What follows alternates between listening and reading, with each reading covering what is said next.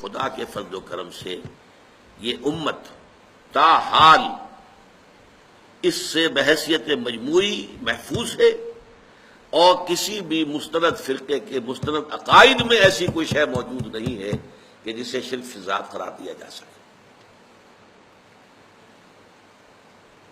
اس کی وجہ کیا ہے؟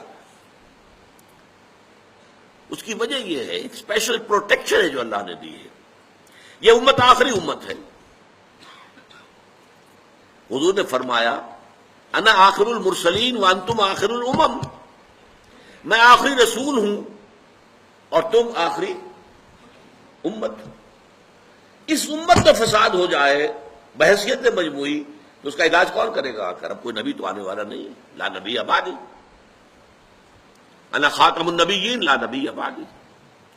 تو اللہ تعالیٰ نے پروٹیکشن دی ہے، خاص محمد الرسول اللہ کی ذات گرامی کو پروٹیکشن دی ہے۔ حالانکہ نوٹ کیجئے، یہ میں دعوے سے کہتا ہوں، جتنی محبت، جتنی عقیدت امت محبت کو حضرت محمد کے ساتھ ہے اور رہی ہے، اس کا عشر عشیر بھی نہیں ہے، 100واں حصہ بھی نہیں ہے کہ جو محبت عیسائیوں کو حضرت عیسیٰ سے رہی ہو۔ حضرت عیسیٰ کو خدا کا بیٹا بنا دیا، حضور کو تو کسی نے نہیں بنایا، کسی نے نہیں کہا، معاذ اللہ۔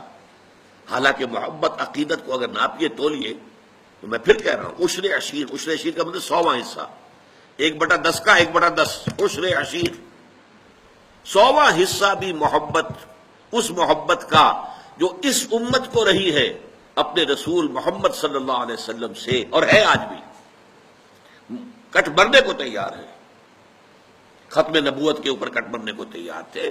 اسی طریقے سے آپ کو معلوم ہے کہ قانون جو ہمارے ہاں بنا توہین رسالت کا، اس پر کٹ مرنے کو تیار ہے مسلمان۔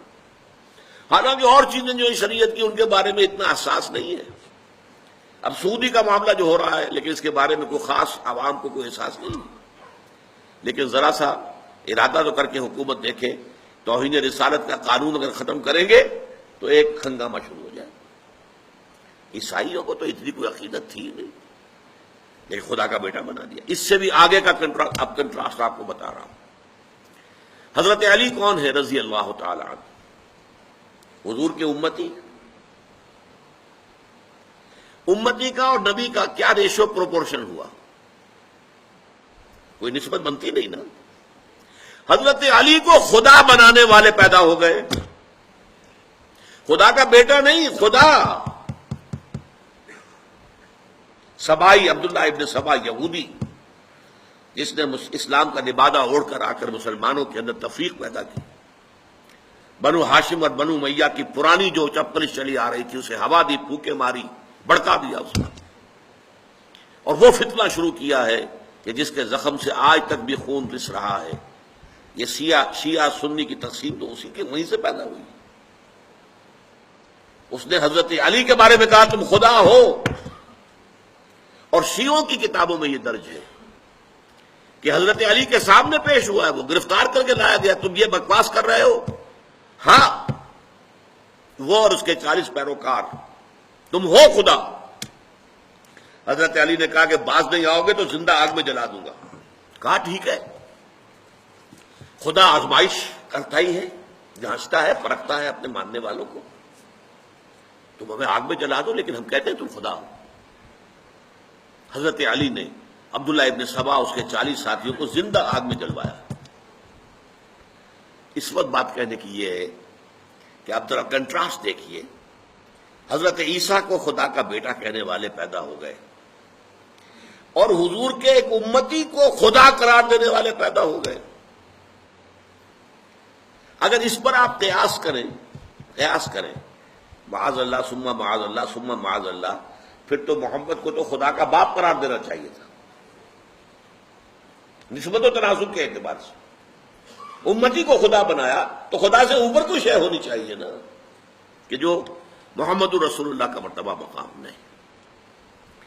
یہ بات در حقیقت یہ ہے، یہ ظلم بھی آپ کو معلوم ہے، ہمارے سنی بھائی بھی کرتے ہیں یہ، عوام الناس، یا علی مدد۔ کسی نے یا محمد مدد نہیں کہا آج تک۔ مسجدوں میں یا محمد تو لکھا ہوا ہے، لیکن یہ یا محمد مدد کا نعرہ کہیں بھی میدان میں نہیں لگا. مدد کا نعرہ لگتا ہے تو حضرت علی رضی اللہ تعالیٰ عنہ کے نام کے ساتھ. اسی لیے حضور نے فرمایا تھا اے علی تمہاری مثال عیسیٰ کی سی ہے. عیسیٰ کے بارے میں لوگ دو انتہاؤں میں مبتلا ہو گئے. محبت اور عقیدت میں غرور کرنے والوں نے انہیں خدا کا بیٹا بنا دیا اور ان سے دشمنی اور عداوت رکھنے والوں نے انہیں کافر اور مرتد قرار دے دیا. اسی طرح تمہارے معاملات بھی ہوں گے. تمہیں کافر اور مرتد قرار دینے والے بھی خوارج پیدا ہو گئے جنہوں نے کہا کہ علی کافر ہے مرتد ہے واجب القتل ہے اور قتل بھی کر دیا شہید بھی کر دیا ان کے ایک آدمی بھی خوارج میں سے. اور دوسری طرف انہیں خدا کہنے والے بھی پیدا ہو گئے. لیکن اللہ تعالی نے حضرت محمد صلی اللہ علیہ وسلم کو اس زیادتی سے اس ظلم سے محفوظ رکھا ہے.